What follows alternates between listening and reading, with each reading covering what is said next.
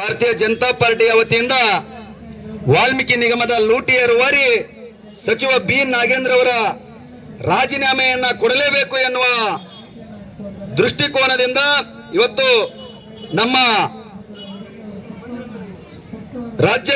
ರಾಜ್ಯಾಧ್ಯಕ್ಷರಾಗಿರ್ತಕ್ಕಂಥ B Y. ವಿಜೇಂದ್ರಣ್ಣನವರ ನೇತೃತ್ವದಲ್ಲಿ ಇಂದು ಎಲ್ಲ ಶಾಸಕರು, ವಿರೋಧ ಪಕ್ಷದ ನಾಯಕರು ವಿಧಾನಸೌಧದ ಒಳಗಡೆಗೆ ಇವತ್ತು ಹೋರಾಟವನ್ನು ಹಮ್ಮಿಕೊಂಡ್ರೆ ಇವತ್ತು ಇಡೀ ರಾಜ್ಯಾದ್ಯಂತ ಭಾರತೀಯ ಜನತಾ ಪಾರ್ಟಿ ಇಡೀ ಕರ್ನಾಟಕಾದ್ಯಂತ ಎಲ್ಲ ತಾಲೂಕಾ ಕೇಂದ್ರಗಳಲ್ಲಿ, ಜಿಲ್ಲಾ ಕೇಂದ್ರಗಳಲ್ಲಿ ಇವತ್ತು ಹೋರಾಟವನ್ನು ಹಮ್ಮಿಕೊಂಡಿರ್ತಕ್ಕಂಥದ್ದು ಅತ್ಯಂತ ಒಂದು ಸಂತೋಷದ ವಿಷಯ.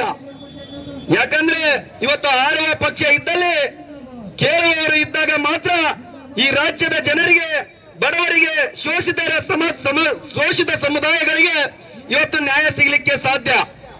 ಇವತ್ತು ವಾಲ್ಮೀಕಿ ನಿಗಮದಲ್ಲಿ ಸರಿಸುಮಾರು 187 ಕೋಟಿ 33 ಲಕ್ಷ ಹಣ ಇವತ್ತು ಲೂಟಿಯಾಗಿರ್ತಕ್ಕಂಥದ್ದು. ಅದನ್ನು ನೋಡಿದ್ರೆ ಇವತ್ತು ವಾಲ್ಮೀಕಿ ಸಮಾಜಕ್ಕೆ, ವಾಲ್ಮೀಕಿ ಜನಾಂಗದವರಿಗೆ ಇವತ್ತು ದೊಡ್ಡ ಅನ್ಯಾಯ ಆಗಿರ್ತಕ್ಕಂಥದ್ದು.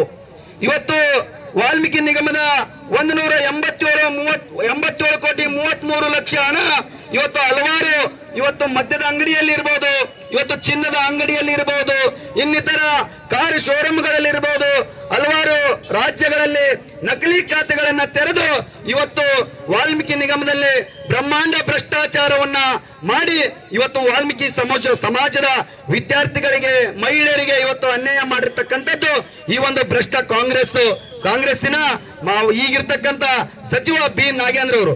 ಅವರ ಮೇಲೆ ಇರ್ತಕ್ಕಂಥ ಆರೋಪವು ಇನ್ನು ಖುಲಾಸೆ ಆಗುವುದಕ್ಕಿಂತ ಮುಂಚಿತವಾಗಿ ಈಗ ಮತ್ತೊಮ್ಮೆ ಅವರಿಗೆ ಸಚಿವ ಸಂಪುಟದಲ್ಲಿ ಸಚಿವ ಸ್ಥಾನವನ್ನ ಕೊಟ್ಟಿರುವುದು ಅತ್ಯಂತ ಖಂಡನೀಯ. ಯಾಕಂದ್ರೆ ಇವತ್ತು ಸಮಾಜದಲ್ಲಿ ಕಳಂಕಿತ ಸಚಿವ ಇನ್ನು ಅವರ ಆರೋಪ ಮುಕ್ತವಾಗುವುದಕ್ಕಿಂತ ಮುಂಚಿತನೇ ಇವತ್ತು ಮತ್ತೊಮ್ಮೆ ಸಚಿವ ಸ್ಥಾನ ಕೊಟ್ಟಿರುವುದು ಅತ್ಯಂತ ಖೇದಕರವಾದ ಒಂದು ಸಂಗತಿ ಅಂತಕ್ಕಂಥ ಮಾತನ್ನ ಹೇಳ್ಬಹುದು. ಇವತ್ತು ಇಡಿ ತನಿಖೆ ಸಂಪೂರ್ಣವಾಗಿ ಇನ್ನೂ ಮುಗಿದಿಲ್ಲ. ಆ ಒಂದು ತನಿಖೆ ಮುಗಿಯುವವರೆಗೂ ಅವರನ್ನ ಸಚಿವ ಸ್ಥಾನದಿಂದ ವಜಾಗೊಳಿಸಿ ಈಗ ಈ ಒಂದು ಪ್ರಜಾಪ್ರಭುತ್ವದಲ್ಲಿ ಈ ಒಂದು ಕಾನೂನಿಗೆ ಗೌರವವನ್ನ ಕೊಡಬೇಕು ಅಂತೇಳಿ ಮಾನ್ಯ ಮುಖ್ಯಮಂತ್ರಿ ಡಿ.ಕೆ. ಶಿವಕುಮಾರ್ ಅವರಲ್ಲಿ ಆಗ್ರಹಿಸಿ ಅವರನ್ನ ಸಚಿವ ಸಂಪುಟದಿಂದ ಕೊನೆಗೊಳಿಸಬೇಕು.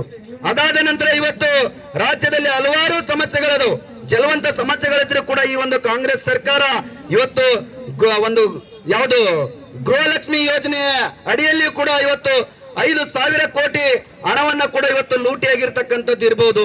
ಇವತ್ತು ರೈತರ ಬೆಳೆಗಳಿಗೆ ನೀರು ಕೊಡ್ತಾ ಇಲ್ಲ. ಅದಾದ ನಂತರ ರಾಜ್ಯದಲ್ಲಿ ಇವತ್ತು ಉತ್ತರ ಕರ್ನಾಟಕದಲ್ಲಿ ಸಂಪೂರ್ಣವಾಗಿ ಮಳೆ ಬರದೆ ಇವತ್ತು ಸಂಪೂರ್ಣವಾಗಿ ರೈತರಿಗೆ ಅನ್ಯಾಯ ಆಗಿದೆ.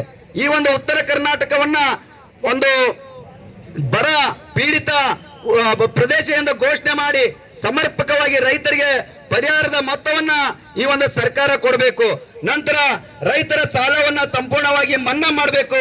ಇಂಥ ಒಂದು ಜಲವಂತ ಸಮಸ್ಯೆಗಳು ಇರುವಾಗಲೇ ಇವತ್ತು ಒಂದೊಂದೇ ಹಗರಣಗಳನ್ನ ಈ ಒಂದು ಕಾಂಗ್ರೆಸ್ ಸರ್ಕಾರ ಮಾಡ್ತಾ ಇದೆ. ದಯವಿಟ್ಟು ಈ ಒಂದು ವಾಲ್ಮೀಕಿ ನಿಗಮದಲ್ಲಿ ಲೂಟಿ ಹೊಡೆದಿರ್ತಕ್ಕಂಥ ಸಚಿವ ಬಿ ನಾಗೇಂದ್ರ ಅವರ ರಾಜೀನಾಮೆಯನ್ನ ಪಡೆದು ಇವತ್ತು ಕಾನೂನಿಗೆ ಮತ್ತು ಈ ರಾಜ್ಯದ ಜನತೆಗೆ ಗೌರವವನ್ನ ಮಾನ್ಯ ಮುಖ್ಯಮಂತ್ರಿ ಅವರು ಕೊಡಬೇಕು ಅಂತಕ್ಕಂಥ ಮಾತನ್ನ ಈ ಸಂದರ್ಭದಲ್ಲಿ ನನ್ನ ಒಂದು ಹೋರಾಟದ ಮಾತುಗಳನ್ನ ಮುಗಿಸ್ತೇನೆ. ಜೈ ಹಿಂದ್, ಜೈ ಕರ್ನಾಟಕ.